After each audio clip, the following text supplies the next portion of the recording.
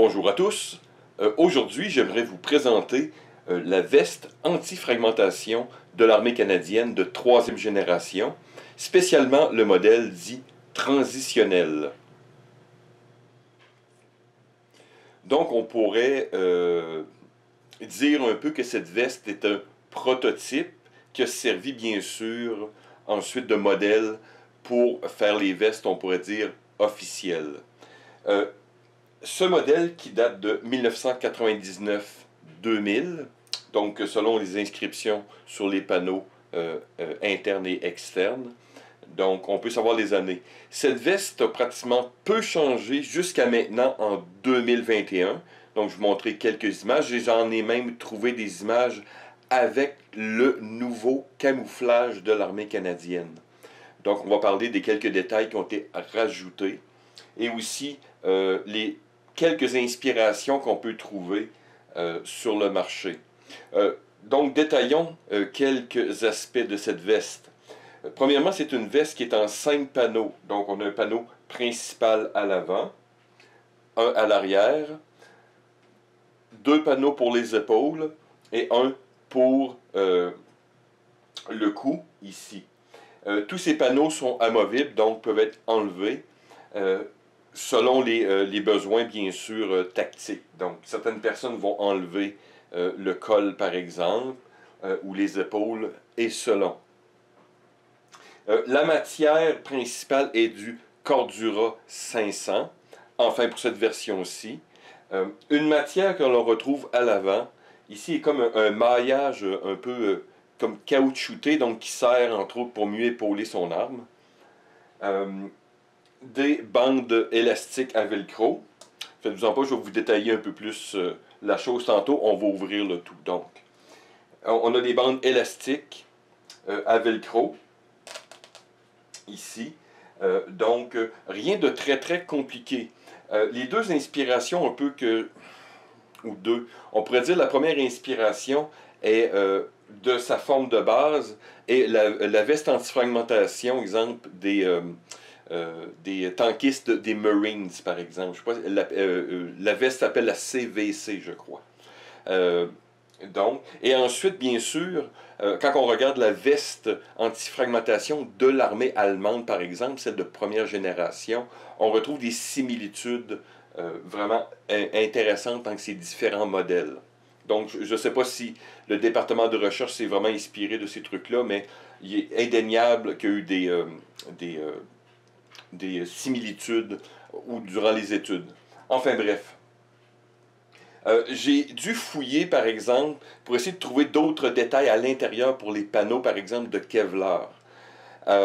J'ai refouillé sur le site web. C'est la compagnie Pacific Armor qui fait cette veste. Et le modèle, je crois que c'est le modèle 4100.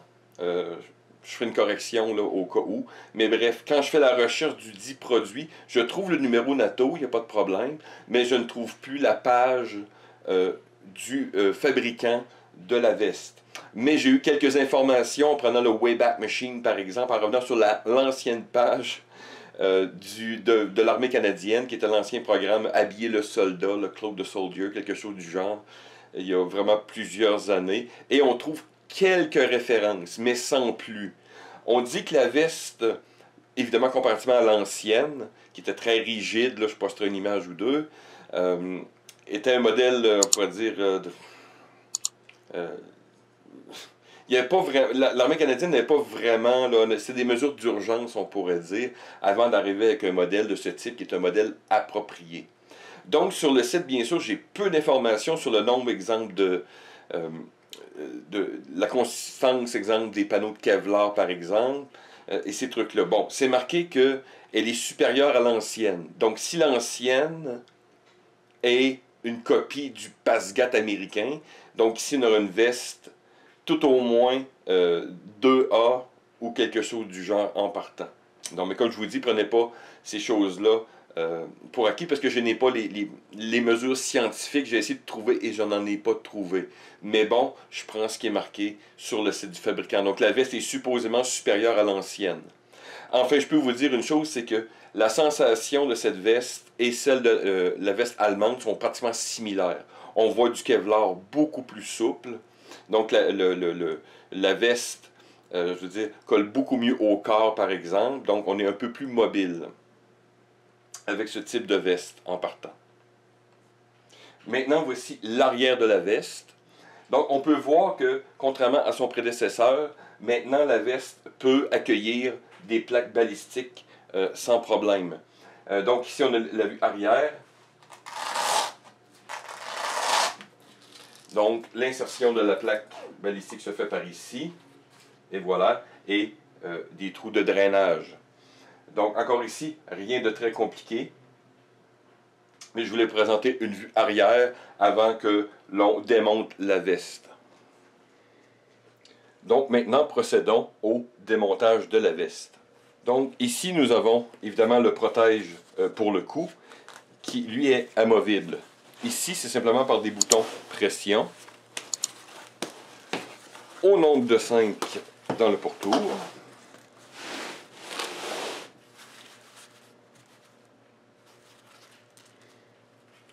Oh, voilà. Excusez-moi, j'ai comme la caméra à l'envers. Donc, voyez-vous, c'est une pièce symétrique, mais simplement cousue avec une deuxième. Donc, voilà. On va mettre ça de côté. Donc, je vais essayer de vous montrer un peu plus près pour le col. Donc, c'est simplement une extension avec les boutons pression. Ensuite, pour les épaules. Donc, ici, on peut voir que là, on a une espèce de taquet, tout simplement, qui est retenu par velcro. Et de chaque côté, avant et arrière, vous avez une bande avec un bouton pression. De côté. Et voilà le panneau en détail.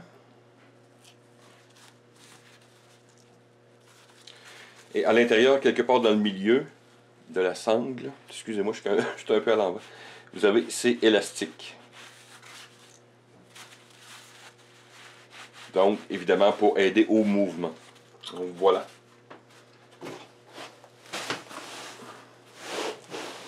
On va enlever le deuxième. Voilà. Donc, passons maintenant au corps lui-même. Donc, les sangles. Et vous avez évidemment deux panneaux complets de velcro pour les épaules de chaque côté. Donc voilà, nous avons les deux panneaux. Donc, détaillons chaque panneau. Commençons par notre panneau principal. Donc ici, vous voyez la forme, bien sûr, qui épouse avec le corps. Vous avez les bandes de velcro pour sécuriser et ceux des épaules. Donc très simple à l'avant. À l'arrière, nous avons les informations. Pacific Body Armor. Et les détails, génération 3, 19 octobre 99, blablabla, bla, bla, bla, les NATO, les quelques informations. En bas ici, vous avez l'ouverture pour bien sûr retirer les panneaux de Kevlar ou nettoyer la veste. Et dans le haut, je ne sais pas si on voit bien l'écran ici, mais à l'intérieur, vous avez des velcro qui collent donc pour sécuriser le panneau de Kevlar donc en haut des épaules ici. Donc tout ce qu'on a à faire, c'est glisser sa main, ses doigts de fée, aller au bout et whoop, retirer. Même chose ici. Et voilà. Et maintenant, on peut extraire le panneau de Kevlar. Je vais le mettre sur le côté, on va le détailler dans quelques secondes. Une chose importante pour le panneau à l'avant, c'est qu'à l'intérieur, je ne sais pas si ça va bien traduire à la caméra, si c'est pas une photo ou autre, c'est que Contrairement à d'autres vestes anti-fragmentation, le panneau balistique s'installe de l'intérieur et non à l'extérieur. Donc, c'est souvent, bien sûr, pour faciliter le transport d'équipements, par exemple, de vestes ou autres, ou avec la sangle pour son arme et des trucs du genre. Donc, intéressant.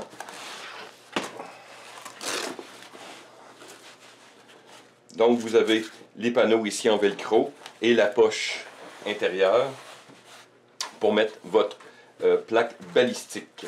Donc, voilà. C'est un petit détail que certaines personnes n'ont pas remarqué sur cette veste, mais je tenais à vous le présenter. Donc, voici le porte-panneau de Kevlar et le panneau en Kevlar lui-même. Encore ici, quelques détails. Même chose, Pacific Body Armor. L'étiquette est relativement similaire. Panneau, ici encore octobre 99. Donc, je suppose que c'était la même fabrication. Parce que, évidemment, j'ai trouvé ces panneaux-là en vente dans certains surplus ou ailleurs. Donc, ça peut arriver qu'on ait une veste d'une certaine date et les panneaux d'une autre date. Donc, les deux semblent correspondre ici. Donc, voilà. Encore ici, même détail. Comment entretenir ces trucs. Les panneaux de Kevlar eux-mêmes sont protégés dans une enveloppe en nylon ripstop. Donc ça ressemble à du D70. Celui-ci est plaisant parce qu'il n'a aucune déchirure et pas trop de jaunissement. Donc c'est une chose importante parce que le Kevlar est un matériel fantastique, sauf qu'il y a deux choses qui sont très importantes à éviter avec le Kevlar, c'est les rayons UV et l'humidité soutenue. Donc, c'est pour ça que les panneaux de Kevlar sont souvent protégés ici contre ces trucs. Donc, vous retrouvez le velcro en haut. Et voilà, dans le bas, encore là, je ne sais pas si on va voir. Mais il y a comme une couture qui semble être prise comme dans le Kevlar aussi. Donc, pour permettre à l'enveloppe de rester en place quand le tout, évidemment, un embrique dans l'autre. Donc, ça évite le glissement du Kevlar. Donc, voilà. Et maintenant, le panneau dorsal, le panneau arrière. Donc, ici, la vue de l'intérieur. Même chose, on a une étiquette. Ici encore, numéro mars 2000, enfin quelque chose du genre. Voilà. Même principe, on a vu ici les grands rabats. Donc on peut voir, je posterai une photo un peu plus en détail, là, mais c'est vraiment une texture caoutchoutée avec notre velcro et notre petit bouton pression. Même principe ici dans le bas pour le panneau.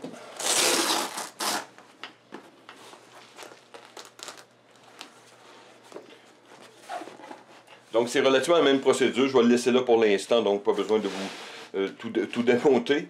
Mais même chose en haut, deux velcro qui sécurisent le panneau. Le panneau est un peu plus large, même chose encore pour mon panneau ici avec une couture dans le bas.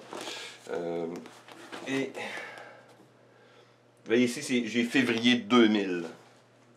Ici j'ai mars, donc voilà, c'est un panneau d'une autre origine.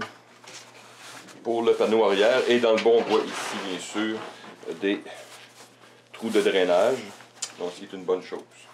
Donc on va réinsérer notre panneau. Donc une des meilleures manières que j'ai pu trouver, bien évidemment, c'est ouvrir la chose. Et le panneau lui-même, plier les deux petits quand on l'insère. Donc,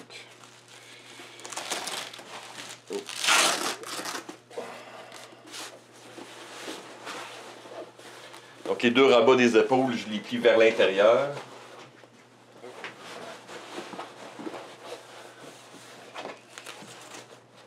Et je m'assure que le col est bien dans la courbe en haut. On déplie, je déplie les ailes de côté.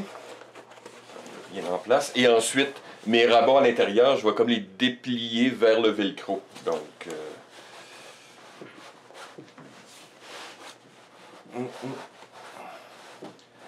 donc ma main protège le velcro qui l'empêche de coller. Et ensuite, quand je sens que l'ajustement est bien fait, je retire ma main, tout simplement. Voilà, et maintenant on va reconstruire notre veste.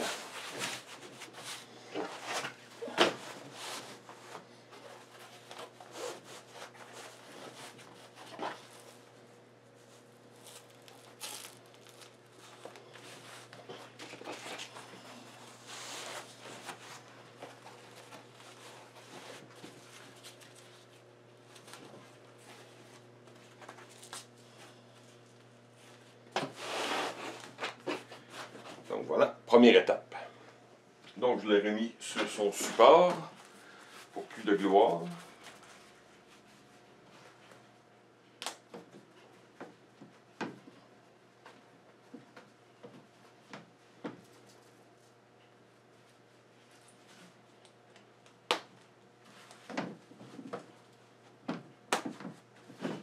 Oh!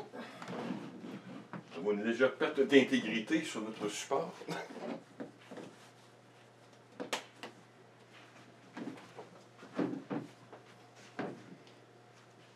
Donc voilà mon support qui plie sous le poids de ses responsabilités. Donc voilà, on a reconstruit notre veste. Donc maintenant on va détailler quelques petites choses et les mises à jour qui ont été faites jusqu'à maintenant, donc à peu près en 20 ans. Donc comment que cette veste a évolué? Donc voici la version, on pourrait dire transitionnelle prototype, et la veste dans sa coupe n'a pas changé vraiment. Les mêmes choses sont apparues de cette manière-là. Ensuite, bien sûr, une version en 4 pattes, donc Woodland. Et ensuite, vous avez une version aride, désert. Des mises à jour ont été faites pour l'Afghanistan, entre autres, au niveau des épaules. Donc, vous avez les brassards. Voilà, je vais mieux me comprendre. Donc, voici un brassard. Donc, ça, c'est le panneau standard de l'épaule. Mais ici, je n'ai seulement que le Kevlar, évidemment, usagé. Je n'ai pas l'enveloppe, mais ça vous montre de chaque côté un peu la mise à jour qui peut avoir été faite avec. Ensuite, évidemment, en déva camouflage, ce qu'ils ont fait, c'est qu'ils ont voulu remoderniser la veste. Ils ont ajouté, c'est ce que j'ai vu un document de la Défense nationale. Je ne sais pas si il va y avoir une image ou des trucs, mais bon. Ils ont rajouté des bandes de type Molly, ici à l'avant, et des couvres velcro, donc sur ces éléments-là. À l'arrière, ils ont rajouté une bonne chose qui est une poignée, un drag handle comme on dit, donc je ne sais pas le terme français, je le mettrai en texte. Ils ont rajouté aussi comme 2 passants de chaque côté, peut-être pour une ceinture ou quelque chose du genre. Évidemment, avec le tout nouveau camouflage, je mettrai une image, là, j'en ai quelques-unes que j'ai trouvées. Donc avec le tout nouveau camouflage. Mais dans son ensemble, la veste n'a pas été peu modifiée. J'ai vu ici une mentonnière dans le haut qui s'attachait ici à l'avant. Qui s'attachait à l'avant, là je vais vous mettre une image. C'est les détails que j'ai pu extraire, puisque je n'ai pas mis la main sur la veste actuelle, donc je ne peux pas voir modification. Je crois qu'à l'intérieur, j'ai pu voir l'intérieur du col a été mis avec un tissu plus doux un peu. Je crois que j'ai pu le voir dans les différents forums de la Défense nationale et autres. Et on le voit dans les images, donc ça va avoir une texture différente à l'intérieur. Donc il y a peut-être 2-3 détails qui m'ont échappé, mais pour l'instant, comme je vous dis, c'est une veste qui est assez rare à trouver sur le marché. Dans cet état-là, qui est vraiment très bon, rien de percé, pas de trou, encore des écritures encore qu'on voit par-ci par-là, mais je ne l'ai pas encore totalement lavé non plus. Donc je l'ai gardé, je voulais faire la vidéo avant, puisqu'évidemment je vais peut-être faire des modifications sur la veste, peut-être les mêmes genres de modifications qu'ils ont fait actuellement, donc peut-être rajouter les passants Molly, et je trouve que ces bandes élastiques-là, comme j'ai vu sur, sur d'autres forums, certaines personnes se plaignent, sont relativement inutiles. Si on regarde la veste allemande, on dirait que les Allemands l'ont eu pratiquement du premier coup. Donc ces bandes-là sont relativement inutiles. Je peux simplement ajouter à l'intérieur ici du velcro et totalement éliminer ces bandes-là. Et rajouter une poche à l'avant, des bandes Molly et d'autres trucs du genre. Donc il y a des mises à jour à faire. Et comme on voit souvent sur des porte-plaques par exemple, ici j'ai trouvé une belle poche Tasmanian Tiger par exemple, que l'on peut par exemple rajouter dans le bas par exemple, souvent des kits médicaux ou des trucs de même, ou bien sûr une extension des protections. Donc il y a plein d'options intéressantes que l'on peut avoir avec ce type de veste. Je suis très content d'avoir mis la main dessus, en plus relativement à ma taille. Donc voilà.